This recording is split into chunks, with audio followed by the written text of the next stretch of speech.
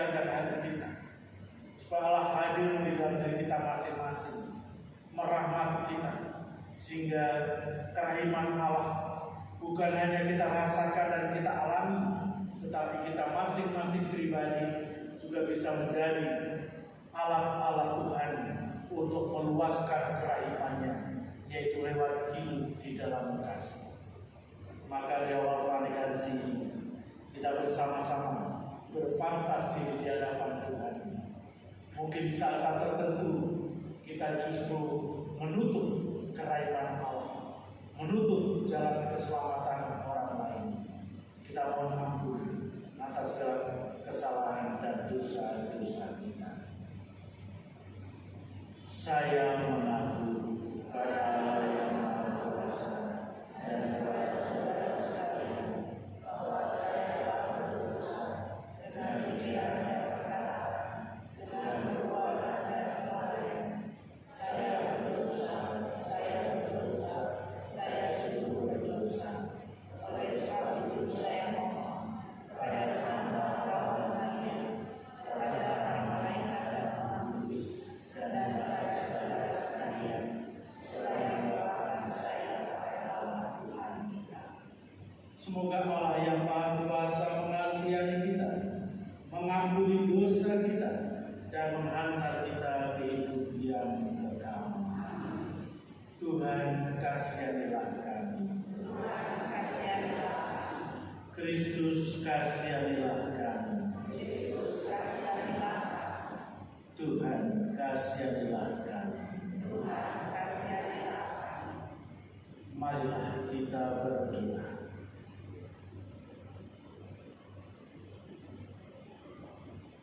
Allah Bapa yang Maha Kuasa, puji dan syukur kami aturkan kepadamu karena Engkau telah memanggil saudari Suster Faustina menjadi pengikutmu, tetapi juga mengutusnya untuk mewartakan kasih-Mu, terutama kerahiman yang meluap daripadamu sendiri. Engkau menuntun kami dengan sabda. Semoga kami setia mendengarkan, meresapkan dalam hati, dan melaksanakan firman-Mu dalam langkah-langkah hidup kami. Dengan pengantaran Tuhan kami Yesus Kristus Putra, yang hidup dan berkuasa bersama Dikau dalam persatuan Roh Kudus, Allah sepanjang segala masa. Kita mendengarkan sabda Tuhan.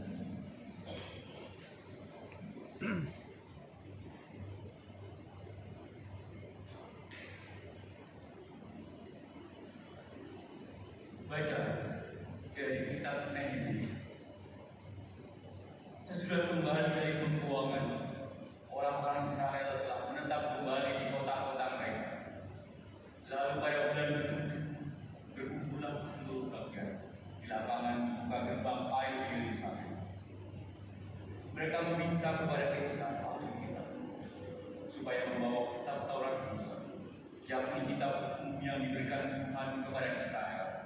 Dan pada hari pertama bulan ke-7 itu, Imam Esra membawa kitab Taurat ke depan jemaat, pria, wanita, dan semua yang dapat mendengarkan. Mengapa kalian mengajar aku seakan-akan Allah dan tidak kenyang-kenyang makan daging? Sekiranya perkataanku ditulis dan dicatat dalam kitab, sekiranya perkataanku dipahat dengan besi pengukir dan timah pada pengubahku selama-lamanya. Tetapi aku tahu bahwa penebusku hidup, dan akhirnya dia akan bangkit di atas bumi, juga sesudah kulit tubuhku sangat rusak. Dan pada hari pun aku akan melihat Allah. Aku sendiri akan melihat Dia memihak kepada mataku sendiri yang akan menyaksikannya, dan bukan orang lain. Hati sanubariku merana karena ini. Demikianlah sabda Tuhan.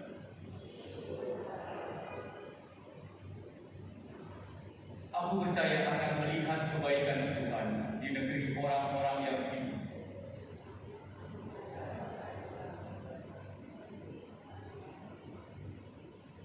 dengarlah ya Tuhan seruan yang kusampaikan. Kasihanilah aku dan jawablah aku. Wajah cari ya Tuhan, seluruh firman-Mu carilah wajah.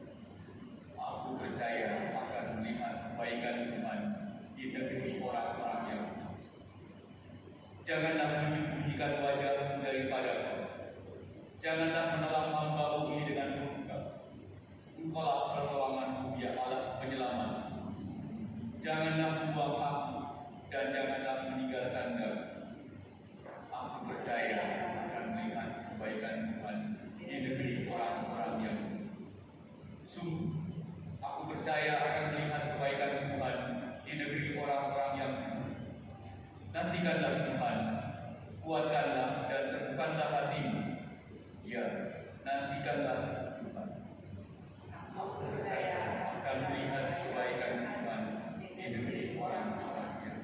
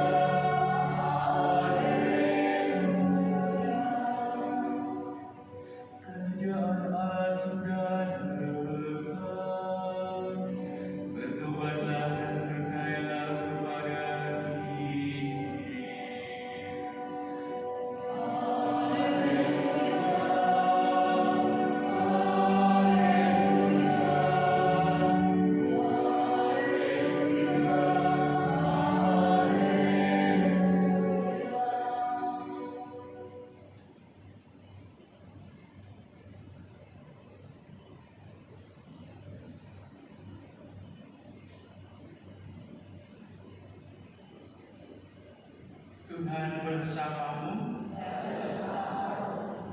Inilah Injil suci menurut Lukas.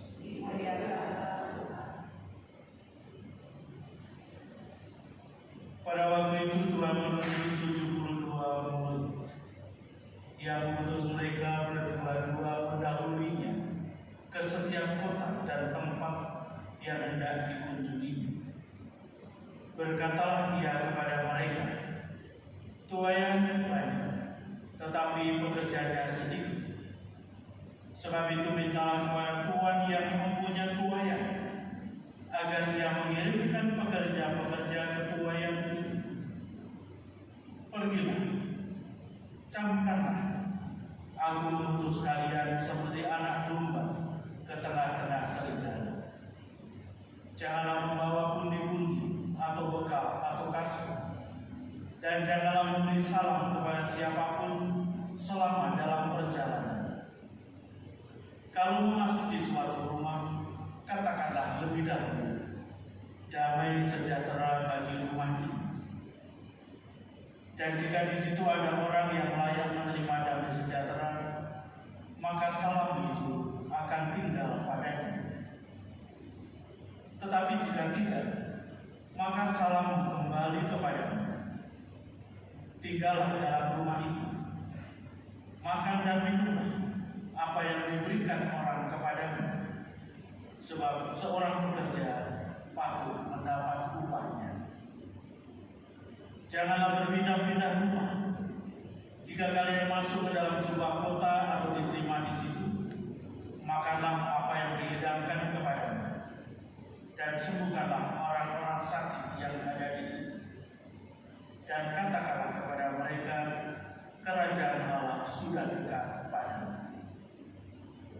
Tetapi jika kalian masuk ke dalam sebuah kota dan tidak diterima di situ, pergilah ke jalan-jalan raya kota itu dan serukanlah, juga debu kotamu yang melekat pada kaki kami kebaskan di hadapanmu. Tetapi ketahuilah ini, kerajaan Allah sudah dekat. Aku berkata kepadamu, pada hari itu Sodom akan lebih ringan tanggungannya daripada kota itu. Demikianlah sabda Tuhan.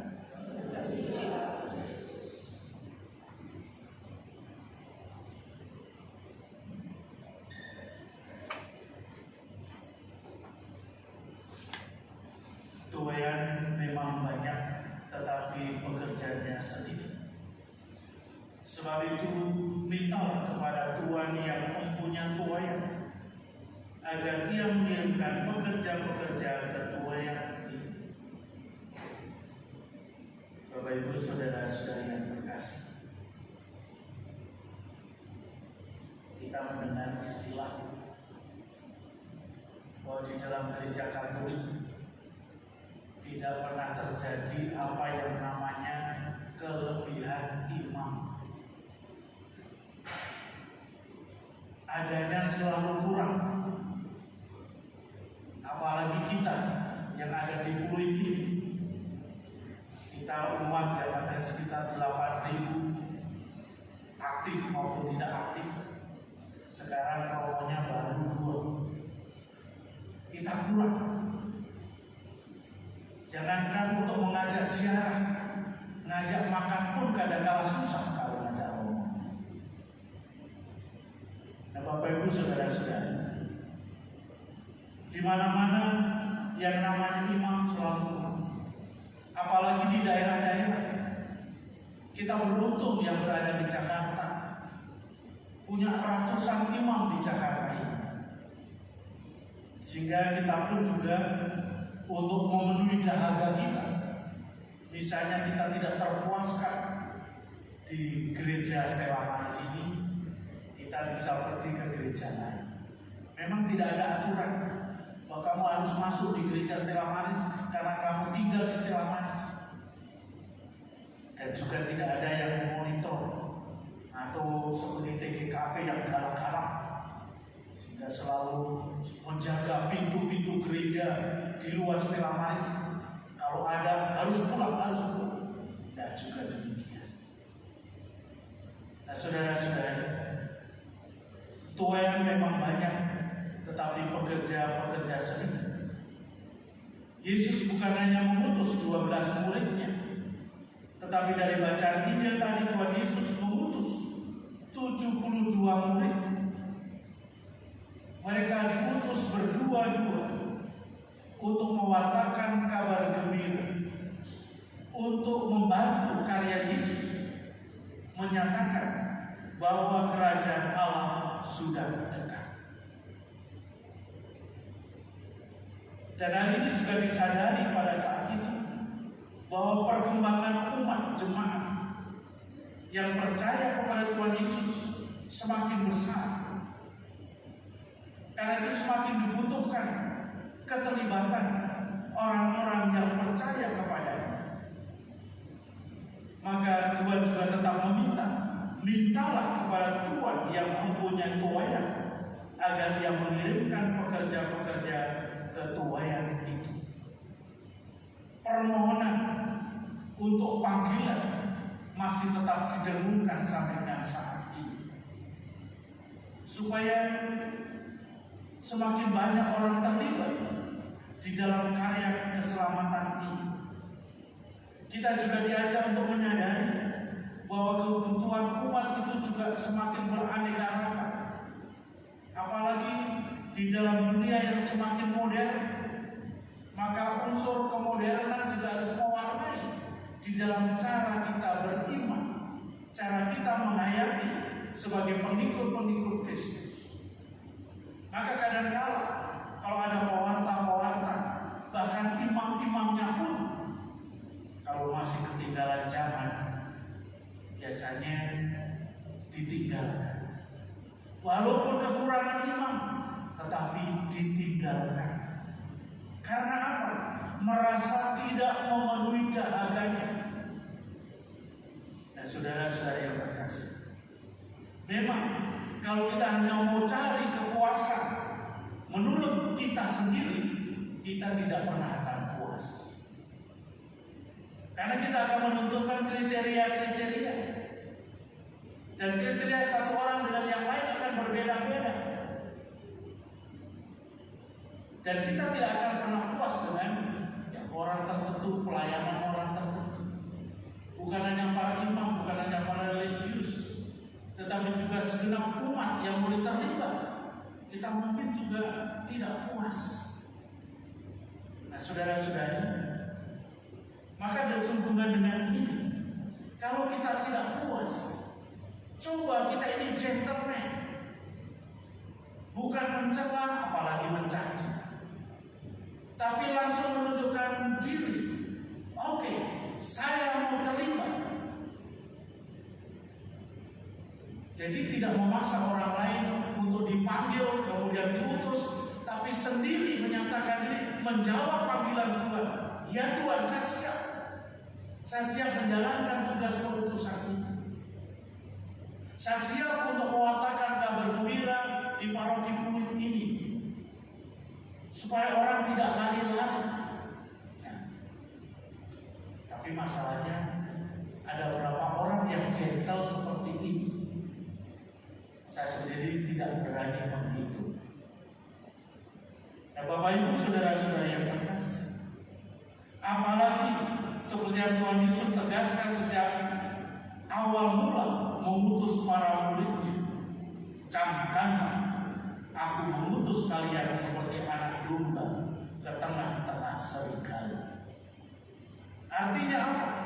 Bahwa medan yang dilayani oleh para utusan, baik religius, imam maupun awam, umat, itu bagaikan padang belantara. Dan setiap orang itu tadi digambarkan seperti serigala-serigala yang siap menerkam. Artinya segala sesuatu bisa terjadi, bahkan bisa mengancam jiwanya. Tapi orang-orang yang terutus itu siap tidak untuk menjalaninya. Nah, para murid yang perdana, para rasul, mereka sudah membuktikan.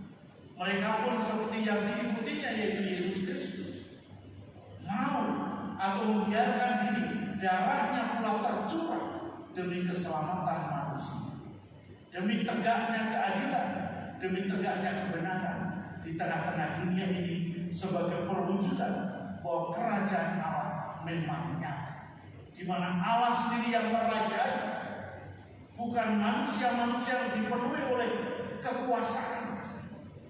Seperti pada masa-masa ini kita semakin dekat pemilu, itu adalah untuk memilih para penguasa sebenarnya sampai pada presiden. Tapi bagaimana? Apakah orang-orang yang kemudian kita pilih itu sungguh-sungguh berani mencurahkan jiwa raganya untuk keselamatan dan kesejahteraan bangsanya, kesejahteraan rakyat? Nah, kita masing-masing sebagai warga bangsa ini, kita juga bisa melihat dan bisa juga menilai.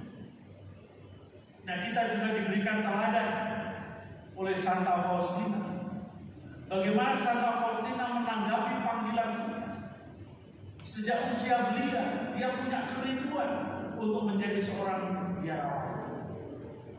Baru sekitar umur 10 tahun mau menjadi biarawan.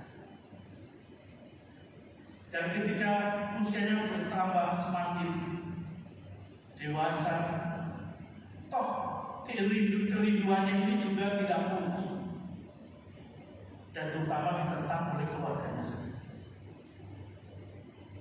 Tapi bagaimana dia mencoba untuk konsekuen dan konsisten, bahwa di relung hatinya ini Tuhan selalu berkembang, sehingga di dalam mengikuti jalan panggilan Tuhan, Santa Faustina juga bukan dengan enak-enak, juga bukan dengan karya-karya besar, karya-karya luar biasa, enggak. Lewat cara-cara yang sederhana, di mana ketika dia menjadi seorang suster yang muda, yang bekerja di dapur, kerja membersihkan ruangan dan lain sebagainya, hal-hal yang kecil, tapi itu semua dijalankan dengan penuh cinta, dengan cinta yang besar. Nah, semangat ini kiranya juga menyemangati kita sekalian. Mungkin banyak kepercayaan yang diberikan kepada kita, entah kecil entah besar, tapi semuanya itu kita jalani dengan total, penuh tanggung jawab. Artinya kita jalani dengan cinta yang besar, sehingga seberapa pun beratnya kita tetap bisa menjalaninya dengan gembira dan juga dengan setia, walaupun itu berat. Dan karena kesetiaan Santa Faustina ini, dan dia juga melihat betapa Allah itu maha rahim, maka lewat buku hariannya bagaimana dia mengisahkan penampakan-penampakan yang diterima supaya orang-orang dibawa kepada Allah yang penuh belas kasih itu, supaya diselamatkan. Nah, itulah inti pewartaan seperti yang ditegaskan Tuhan Yesus, nyatakan bahwa kerajaan Allah sudah dekat kepadamu. Nah, Bapak Ibu saudara-saudara yang terkasih, kiranya lewat sabda Tuhan yang kita dengarkan pada malam hari ini membantu kita sekalian semakin mengkonkretkan apa yang disampaikan oleh Tuhan Yesus, bahwa kerajaan Allah sudah dekat di antara kita.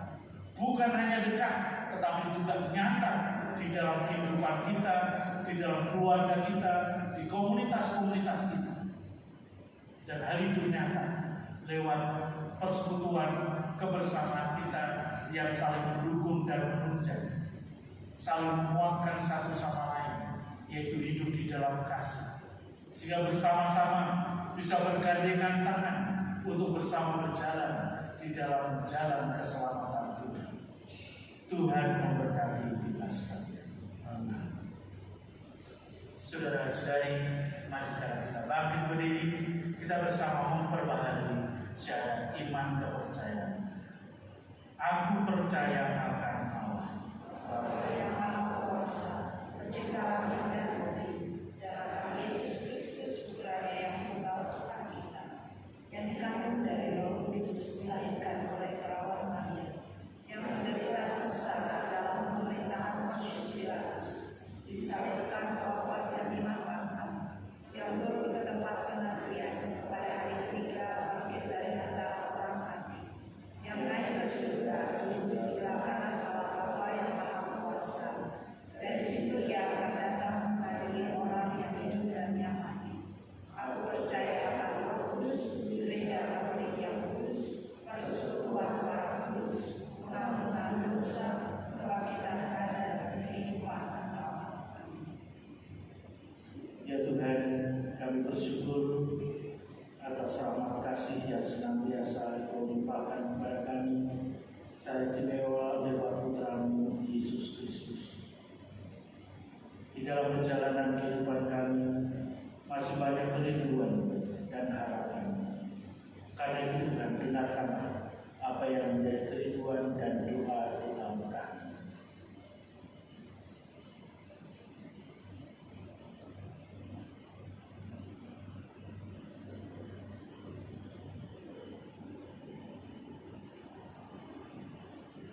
Bagi Bapak Suci Paus Fransiskus, Bapak Usul kami Ignatius Kardinalus Mario, para imam, mudir, frater, biarawan, biarawati, serta semua pelayan sabdamu. Curahkanlah rahmat kesehatan dan jagalah keselamatan jiwa dan raga mereka. Semoga mereka selalu setia dalam menjalankan tugas pengembalaan di dunia ini, seturut teladan Tuhan Yesus Sang Gembala yang baik. Marilah kita mohon. Kabulkanlah doa kami ya Tuhan. Bagi negara dan bangsa Indonesia, mohon rahmat kebijaksanaan bagi Bapak Presiden kami Jokowi dan setiap pejabat pemerintahan agar mampu bertindak adil, bijaksana dan bertanggung jawab. Lindungilah dan jauhkanlah negara kami dari segala mara bahaya, penyakit dan bencana alam. Curahkanlah rahmat persaudaraan agar tercipta rasa toleransi dan menghormati dalam setiap perbedaan. Marilah kita mohon. Kabulkanlah doa kami ya Tuhan. Bagi perdamaian dunia, khususnya bagi negara Rusia dan Ukraina yang saat ini sedang terjadi peperangan, mohon curahkan rahmat kebijaksanaan dan kasih agar peperangan dihentikan, sehingga dunia menjadi damai. Marilah kita mohon. Kabulkanlah doa kami ya Tuhan. Kami berdoa bagi saudara-saudara kami yang sedang sakit. Semoga Tuhan memberkati usaha pengobatan yang mereka lakukan agar memperoleh kesembuhan karena kerahiman. Marilah kita mohon. Kabulkanlah doa kami ya Tuhan. Bagi jiwa-jiwa orang yang meninggal, jiwa-jiwa di api penyucian, jiwa-jiwa para bayi korban aborsi, dan jiwa-jiwa para imam, duda dan suster di seluruh dunia. Secara khusus kami berdoa bagi korban bencana alam itu. Kami berdoa bagi 11 jiwa yang telah berpulang dalam kemuliaan. Semoga Tuhan Yesus mengampuni jiwa-jiwa mereka dan menggabungkan mereka dengan para pengusaha di surga. Marilah kita mohon. Kabulkanlah doa kami ya Tuhan. Kita juga hening sejenak memanjatkan doa-doa pribadi kita.